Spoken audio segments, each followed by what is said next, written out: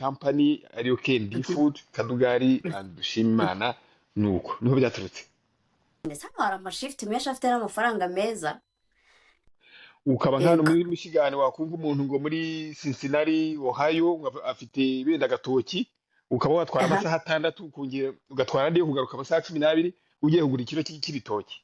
Ikindi ukumva kinazi wenda iri nk'aho iri muri Pennsylvania ugatesha abantu umutwe bariyo ni mungurire cyangwa se ibyangombwa ukaza ku rugendo kugira ngo ujyeyo, ariko impamvu nyamukuru kugira ngo uzagarukane ibyo biryo. kuba umupapa na business ukaba husband to your wife.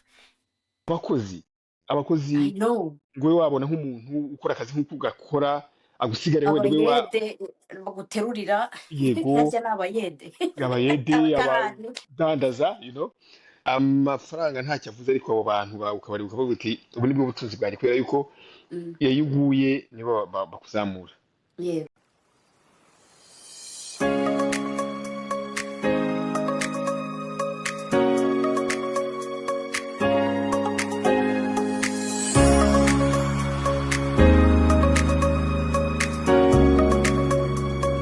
Hello again, my people. Welcome back ku Mamapreneur podcast. Njyewe ndi Clarisse, your host. Uyu munsi rero mbafitiye umushyitsi udasanzwe, ni umupapa. Ni ubwa mbere mubonye umuntu w'umupapa kuri show yacu, kuri channel yacu y'Umamapreneur, ariko icyiza ni uko ari umupapa preneur. Bisobanuye ko ni umupapa w'umu-entrepreneur, afite business. Ni umupapa, ni umubyeyi, nk'uko umumapreneur nawe ari umubyeyi, afite abana, afite urugo. So uyu munsi it's something special. Make sure kureba kino kiganiro ukaza kukirangiza. Papa preneur wacu rero, karibu. Turakwakiriye. Njyewe personnellement ndishimye kukugira kuri iki kiganiro. It's special to us. It's special to me. Nari maze iminsi ndi kwibaza uburyo nzakugeraho, ariko thank you so much to your daughter. Shout out to Mimi. Wabashije kumpuza nawe, nkaba kuri uyu munsi nabashije kwakira muri studio. Ntabwo ndi buvuge ibintu byinshi cyane kuri wowe, ariko ku banyamerika bakuzi barabizi ko uri umwe mu bantu bafite African supermarket ihitinga, ifite ikintu cyose wakwifuza nk'umunyafurika cyangwa se nk'umunyarwanda, especially uri muri USA cyangwa uri muri Indiana, muri Michigan. Nta muntu utakuza, I believe, niba ari umunyafurika kandi akaba ahaha. So ntabwo ngiye kuvuga ibintu byinshi rero.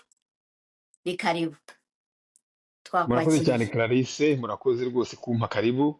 Nanjye ni igiciro kinini kubana namwe, kuba warantumiye ukantumira kumpuza n'abakunzi bawe, abantu bareba show yawe, nanjye ndabashuhuje by'umwihariko.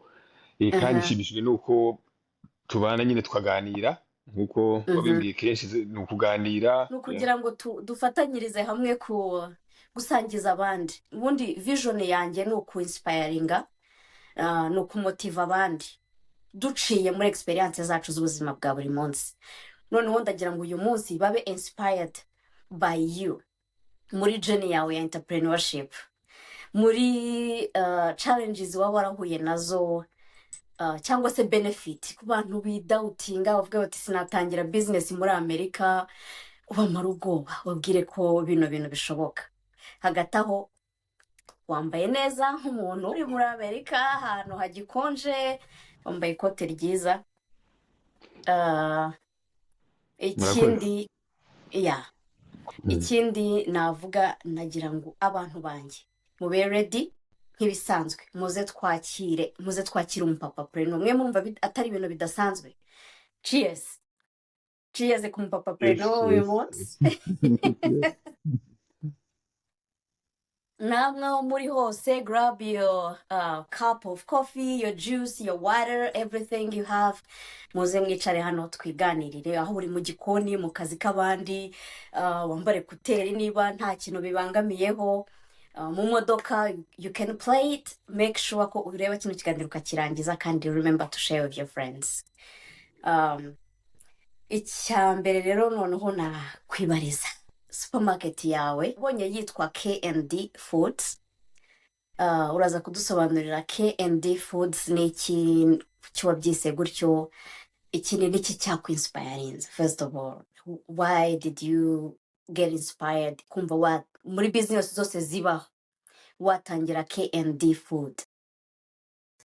Ni ikibazo cyiza kuko n'abantu benshi bakunze kubimbaza rwose kenshi cyane.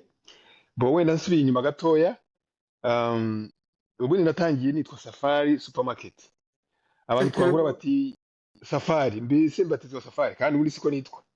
By the way, by the way ubundi nitwa Felix Anderson, yerekana akazina ka hano gashyashya, ariko Mhm. ni K Kadugari, ni amazina yanjye azwi. Mhm. So natangiye nka Safari Supermarket, numvaga nyine izina rigaragaza nyine igiswahili. Mhm. Safari ni n'abantu benshi bakunda kwita ayo mazina muri business. Sinamenya aho Aha. byaturutse, ariko I think actually n'umukobwa wanjye avuze ati reka tuyite Safari, ino business ugiye gutangira. Bo Okay. ubwo ni nko mu myaka 8 ishize nyine. Ubwo rero Mhm. maze kubona ko abantu duhura kenshi bambatije Safari kubera ko iryo zina rya business yanjye ariko ryitwara, we ni why not ntashyiraho eh, izina rigenda gusa n'amazina yanjye, kugira ngo n'umuntu ubinyise aba nyise Mhm. izina ryanjye rya nyaryo. So Okay. K stand for Kadugari. Aha. D stand for Dushime, iryo ni izina ry'umudamu wanjye. Dushime Okay. Imana. So mu ijambo Mhm. rimwe, iyo Safari Supermarket ubu ntabwo tukiyifite, Mhm. twarayigurishije, noneho Mhm. dufungura indi company ariyo K&D Mhm. Food Kadugari Mhm. and Dushime Imana. Nuko niho byaturutse. Okay, that's Mhm. nice. Yeah. Um, noneho niki cyakwinsipayarinze gutangira nyine urugendo rwo kwinjira muri business? Hano hari amashifuti menshi afite n'amafaranga meza. Niki cyatumye wowe ucuzinga gukora business? Icyo kibazo nacyo ni cyiza rwose kuko nanjye njya nkibaza, nkisubiza kuko nabitangiye ari ibintu bitantunguye. Um, Mhm. ikintu cyantanguje cya mbere cyanteye imbaraga cyane cyo gutangira business, akenshi nari mfite ya nostalgie cyangwa se rwa rukumbuzi rw'ibiryo Aha. cyane cyane by'iwacu. Ukaba nk'ahantu Yego. muri Michigan wakumva umuntu ngo muri Cincinnati Ohio ngo afite wenda agatoki, ukaba watwara Aha. amasaha 6 ukongera ugatwara andi yo kugaruka amasaha 12 ugiye kugura ikiro cy'ibitoki. I know, njye najyaga mbyipotinga from Seattle. My Yes. aunt yajyaga anyohereza ibitoki. Yes. Bo ikindi ukumva kinazi wenda iri nk'aho iri muri Pennsylvania, ugatesha abantu umutwe bariyo ni mungurire cyangwa se ibyangombwa ukaza ku rugendo kugira ngo ujyeyo, ariko impamvu nyamukuru kugira ngo uzagarukane ibyo biryo. Niho Yego. rero ndareba nsanga ibyo bintu birakenewe kuko ntabwo ari njye nari hano mu mujyi, hari bene Mm. wacu benshi. Ndavuga se ko nkunda business ubusanzwe, ni iyihe business nakora numva yampa satisfaction, nkumva ko ndakora ikintu kifitiye akamaro kigafitiye n'abandi, kuko Yego. business zose ni business, hose Yeah. habamo inyungu, ariko noneho Mhm. gukora ikintu wumva gifite akamaro, cyakugira akamaro kikaba cyakagira n'abandi, numvaga ariyo ntuza mbese ariyo business nakora ishobora Mhm. kuzageraho ingezi ikahageza n'abandi. Wow. That's inspiring. Biraryoshye kuganira n'umuntu ukora business. Hari umuntu muganira ukumva muri kuvuga the same language. Talk now about you selling the first shop, Safari. Niki cyatumye uyiselinga? Safari kwigurisha Mhm. ntabwo ari uko wenda nari narambiwe ibyo nakoraga cyangwa se byari byanciye intege, oya, Mhm. ahubwo Safari yari Oh, yakuze. good. Yes, yari yakuze, noneho iba nini ku buryo nabonaga hari ibintu nshaka gukora nkabona aho nkorera, kuko nari natangiye ku kantu k'agashopu k'ukumba gatoya. Yego, yego. Noneho nkurikijeho ukuntu byari byaramvunnye, abantu baturuka mu yandi masiteti, baturuka mu yindi mijyi bahazi, ndavuga nta Mhm. hantu kuhava Mm. gutyo, kuhava ntasige n'undi muntu, hazahita Mhm. impfu nahashyize zapfa ubusa. Yego. Nuko ndavuga nteka mpagurishe hazemo undi Mhm. muntu agendeye kuri iryo zina nahubatse, noneho nanjye Aha. njye kwifondera kandi gasima ahandi hantu, ariko iryo Mhm. zina nahubatse ridapfuye ubusa. Ubwo mbese Okay. mu magambo make nahimuwe nuko hari hatoya ntashobora kugira gushyiramo kwagura ibintu uko nashaka kubyagura.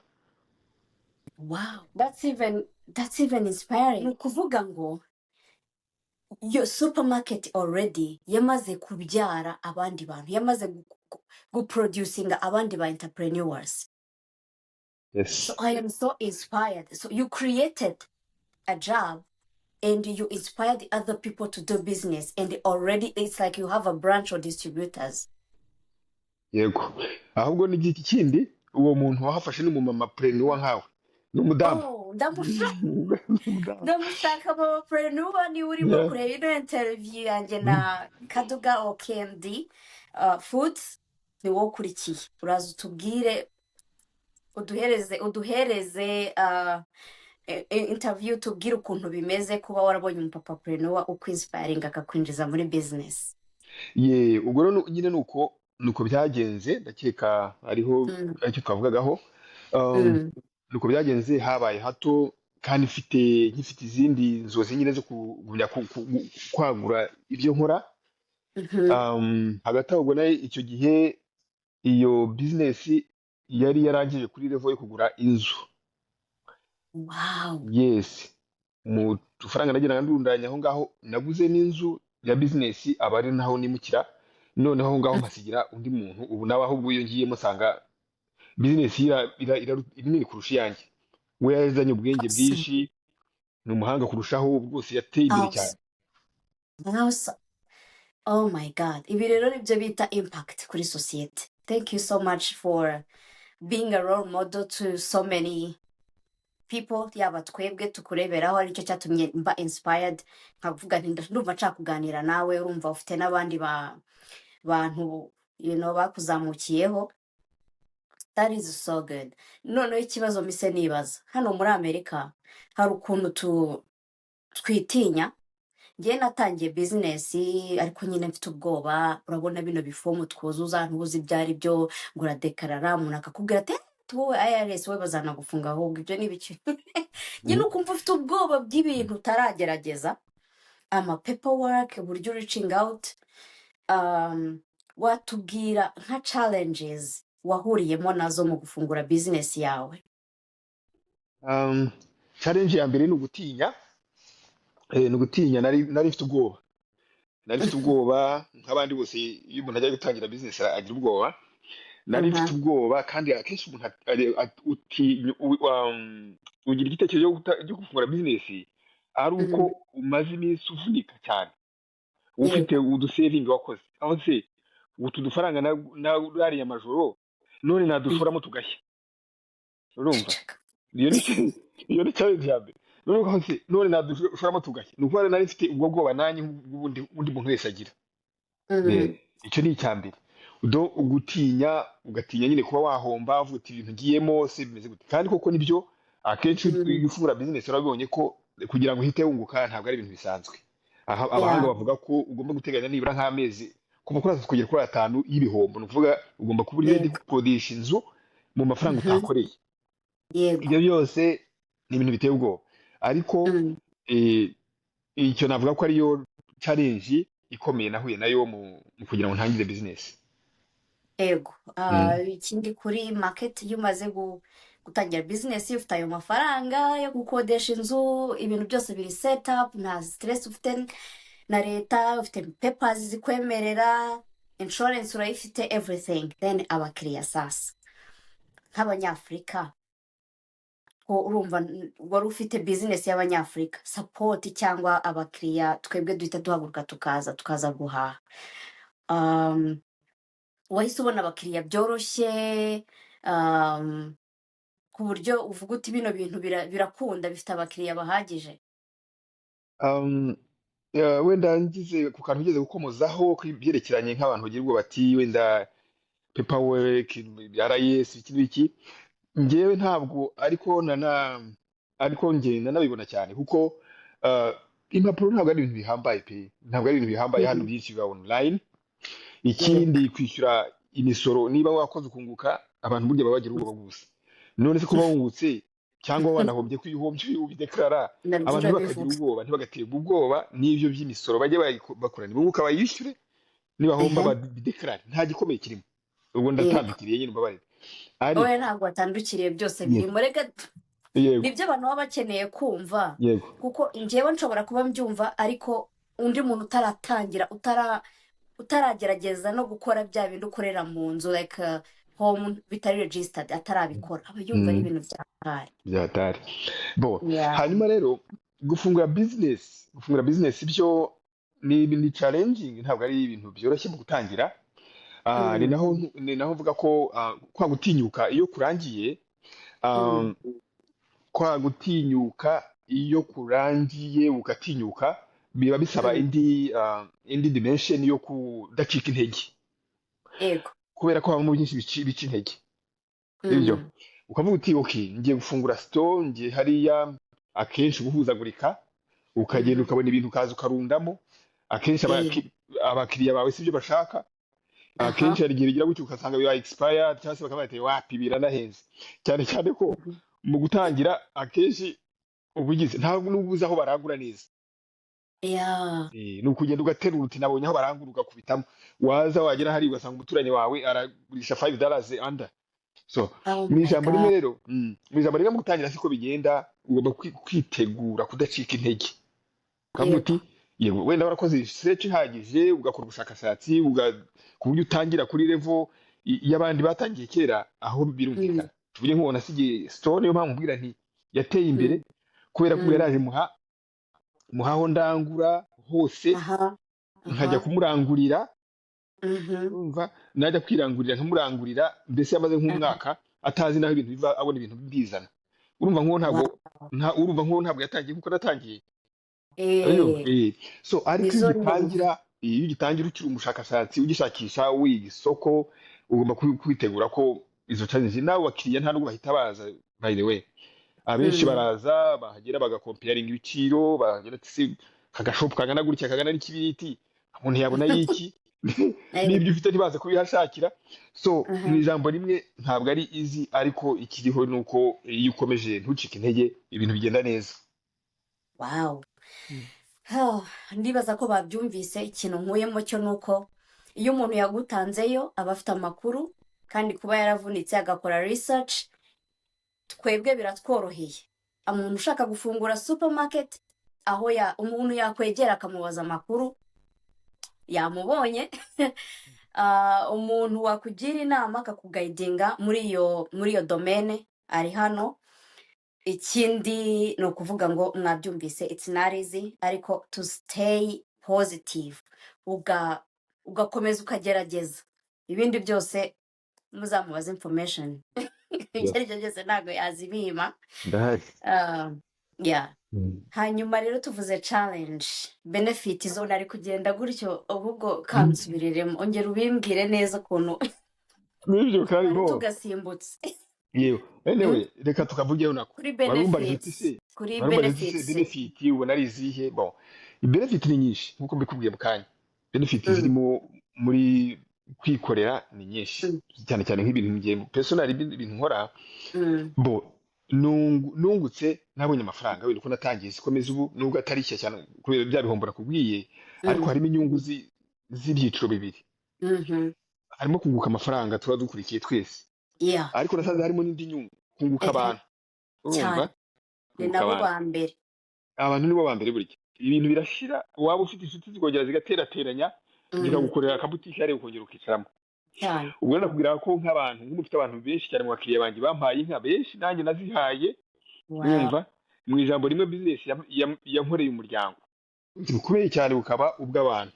Yego. Wenda nkaba nanavuga yuko ibintu by'ibanga muri business ni Mm, uguha agaciro abakiriya bawe.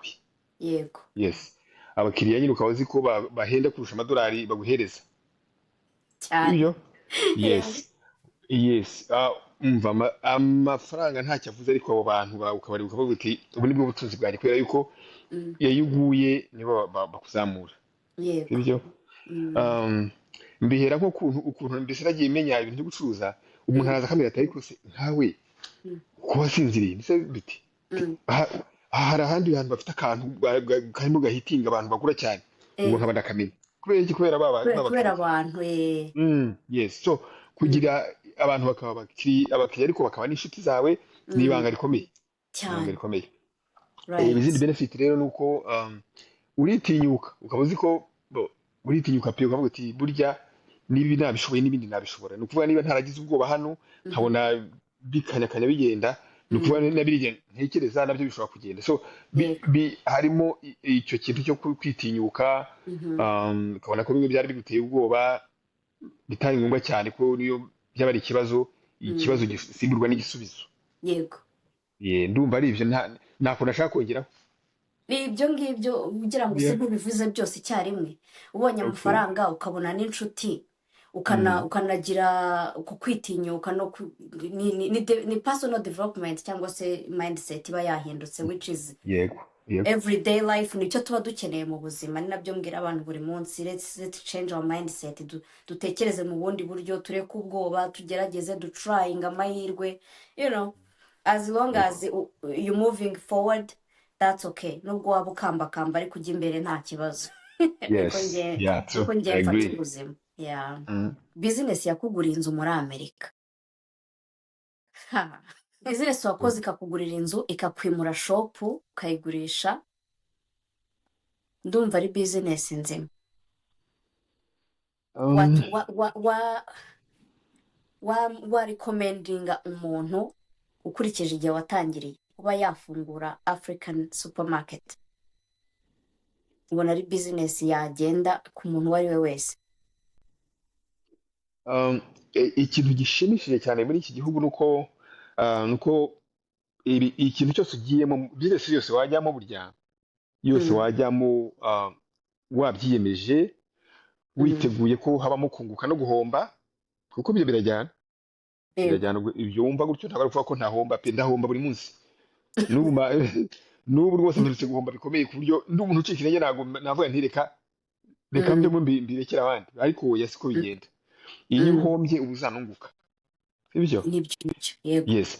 Ni ukuvuga rero Yes. gucuruza business y'ibiryo iri challenging ukuntu, kuko akenshi nka bino biryo by'ibinyafurika turirayinga kuntuza ku amine, twishingikiriza cyane kuri imports. Yego. Yes. Urumva rero ntuzagiye ugira gutya ukaba ufite nk'aba partners yakohereza product ugasanga si nziza, bazirabwira ko ibihombo bibamo. Yeah. Ukategereza ukareba ko wazabona izindi, ugahora muri byo guhora uhindurira abahuye n'ibi byago bakasanga product atari nziza ukabahindurira, urumva uba urimo usubira inyuma. So mu Mm. ijambo rimwe ntabwo ari siyo business nziza y'ibyo gitangaza. Icyo ushaka kuvuga ni Mm. uko icyo ukora cyose iyo ugikoze neza, hano hari buying power, abantu bafite amafaranga, ibyo urimo Mhm. byose ubikoze neza, ngira ngo niyo wacuruza ibyatsi hano, I think I think ko byagenda, cyangwa ni ukujyamo neza wese utagiye mu giti. Right. Mm. Okay. That's good. Ufite ubu ngubu sofa ni udistribuye uwo mudamu gusa cyangwa ufite abandi bantu distribuye? Uraranguza gusa cyangwa uradetaya ukanaranguza, right? Yego, nashyize ingufu cyane ku detaya, ndanaranguza, Mm. ariko ku Mm. kuranguza ntabwo nigeze mbishyiraho ingufu cyane, usibye ko ugiye gutangira gushyiraho ingufu. Mhm. Mba mfite akenshi tuvuye nk'iyo mfite ibintu byinshi ducuruza, akenshi mbizana ku bwinshi, mbizana muri konteneri, noneho Yego. nkahereza uwo mudamu twaguze ishopu, nkayihereza shopu yanjye, nkahereza n'abandi bakeya. Ariko ubu Mhm. ngubu mu migambi mfite muri uyu mwaka, ndetse gutangirira nk'ibyumweru nka bitatu biri imbere, ndashaka Mm. kwagura ibyo byo kuranguza, kugira ngo ibintu bijye Okay. byihuta, kandi uko Mhm. byihuta niko n'ibiciro bigenda bigabanuka, noneho abantu bakanabitabira ibyo bintu dukora, Yego. bakabigura nta Mhm. mpamvu yo gutinya. Okay, that's Mm. good. Mm. Nubwo nari ngiye guhita nkubaza ngo vision ufite Mhm. kuri business yawe mu minsi iri imbere, so nayumvise ubwo urashaka kwaguka, urashaka kongeramo kuranguza, hari iki kindi wumva wifuza nka vision, aho ushaka kuba wagera wenda nko mu myaka 5? KMD Foods Supermarket urumva uruyibona gute? Nko mu myaka 5 numva nifuza ko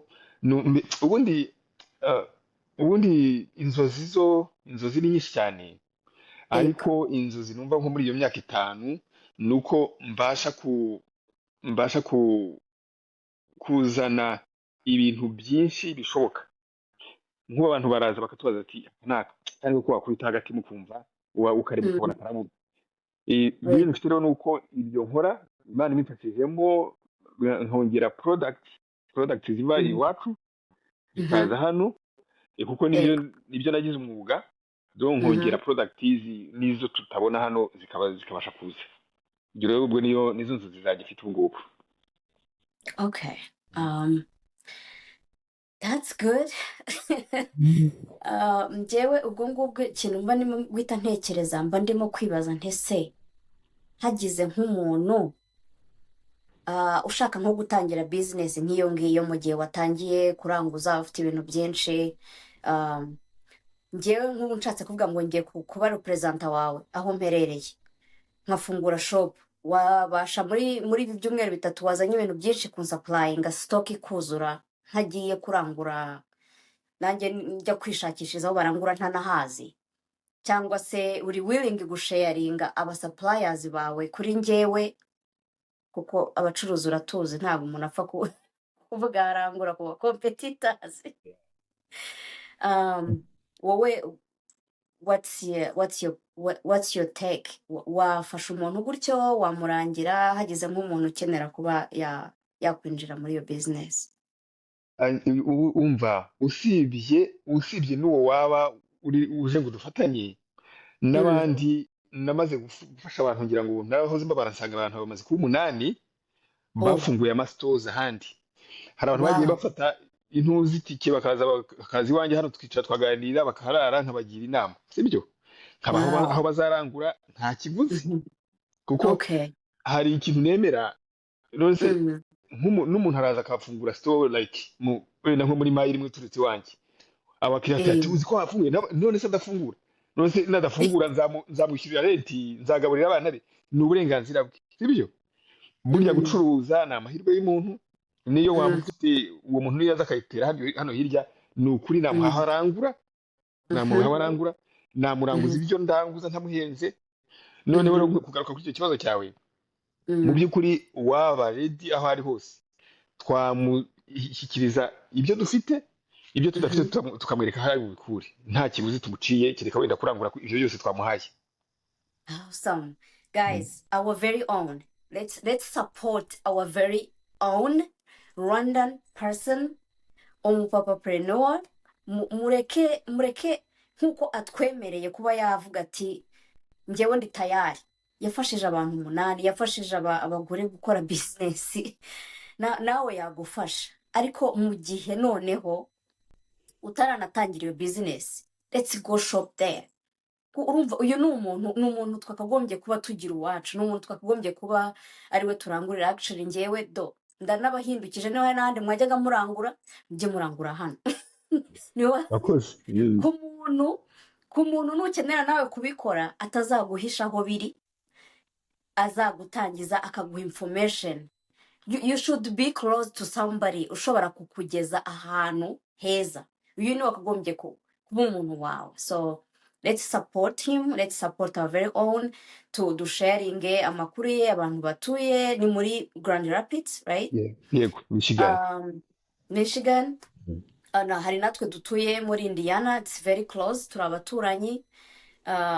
Ndibaza yuko ayo ni amakuru tuba tubonye y'ubuntu. Biragoye ko mwese wenda mwamufite nimero ye cyangwa mwaba mwagiye kumureba ariko twayabazaniye guys. Let's be thankful. Njye ikintu kinshimisha ni ukubona umunyarwanda mugenzi wanjye afite ikintu yagezeho mu buzima, cyangwa se afite ikintu akora gishobora kwinspiringa abandi bantu, especially muri entrepreneurship nk'uko ari vision yacu cyangwa se yanjye muri kino kiganiro cy'umumamapreneur.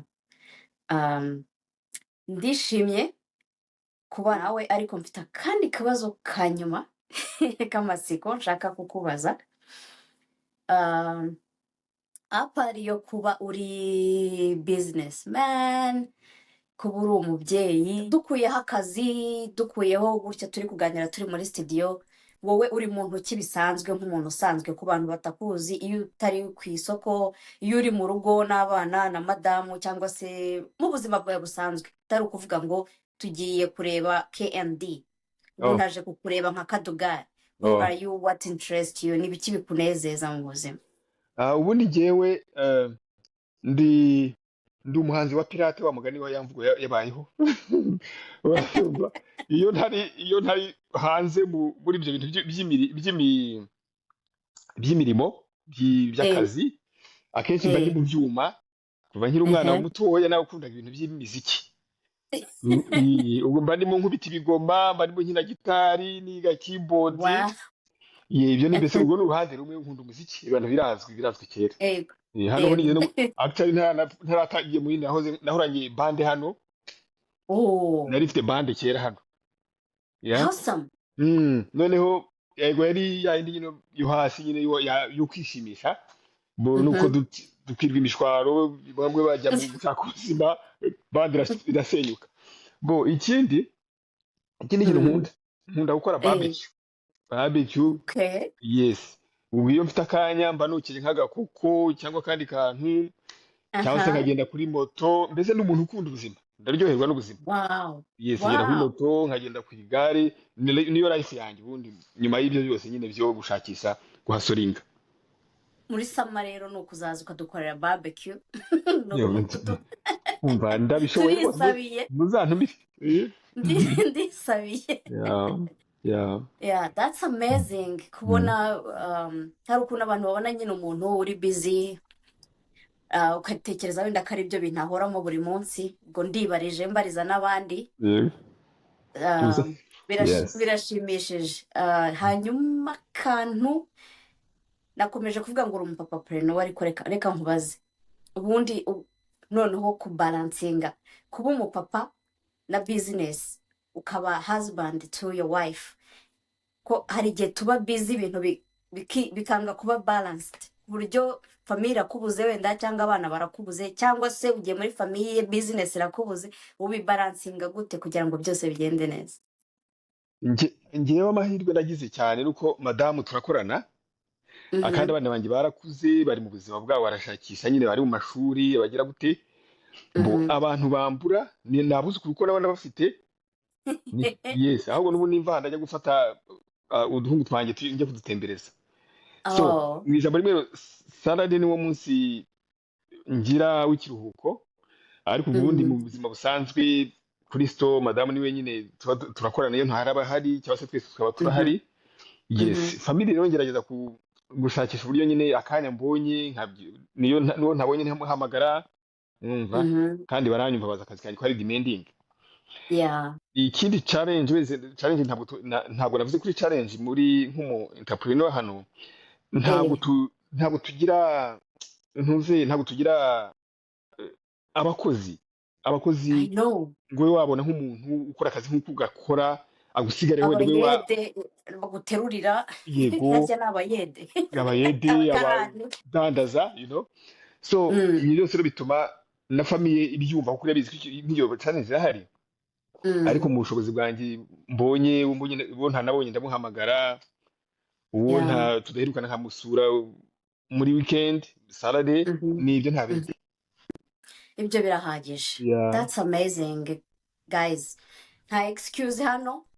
Waba ufite ababebe, waba ufite abuzukuru, waba ufite Yeah. urabona ko nawe arabikora, afite abana, afite abuzukuru, ariko aracyakora business ye kandi ikagenda neza, afite team abereye role model, holdings abo bantu supplying, abo bantu ni chain nini, urabona ko ntabwo bimworoheye, ariko still ari living a best life, akabana n'abana, akabana n'abuzukuru, akabana n'umugore. So no excuse byandi twivugisha ngo muri Amerika ngo ni hatari, ngo nta mwanya. So ibyo ni excuse twakagombye gushyira ku ruhande, tugakora icyo tugomba gukora.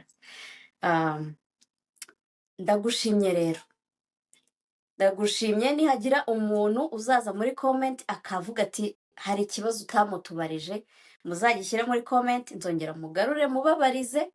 Ikindi mwamubonye adresse ye, adresse nzayipininge ku kiganiro kugira ngo abantu bamenye aho iherereye, na website yawe. Rwose pe uzabikore. Ndaza kubishyiraho, hanyuma abantu mukeneye kujya kumureba, mukeneye gusura shop ye, kabisa ni karibu. Go support our very own. I am so proud. We should be proud ko byibura hari umunyarwanda uturipurezentinga muri iyi bizinesi indasitiri muri iki gihugu nk'abayimigra ntabwo biba byoroshye.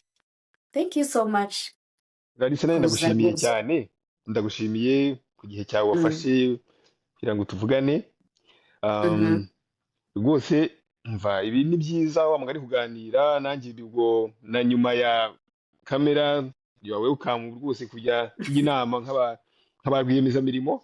aha Ikindi rwose n'aba followers bawe ndi ready, ubumva yaza muri ibi bintu azambwire rwose nzamufasha uko mbishoboye, nzamuha information. Nizo information burya nizo zihenda cyane hano. Yeah. Nta kintu nsiga inyuma yo nkugira inama muri ibi bintu. Ibyo nzi ndabikubwira, ibyo ntazi kabwira nti ubu uzabyishakira. Yego. Bibwa ibindi bazabaze Google cyangwa Yego. ChatGPT. Ibyo Dusigaye rwose. dufite information Yeah. nyinshi. Yeah. Yeah. Thank you so much. Uyu munsi reka dusoreze hano abakunzi bacu. Mwakoze cyane kudukurikirana. We love you so much. Remember to share with your friends and family. Ubundi nakagaruka naho utaha. Bye bye. Bye bye.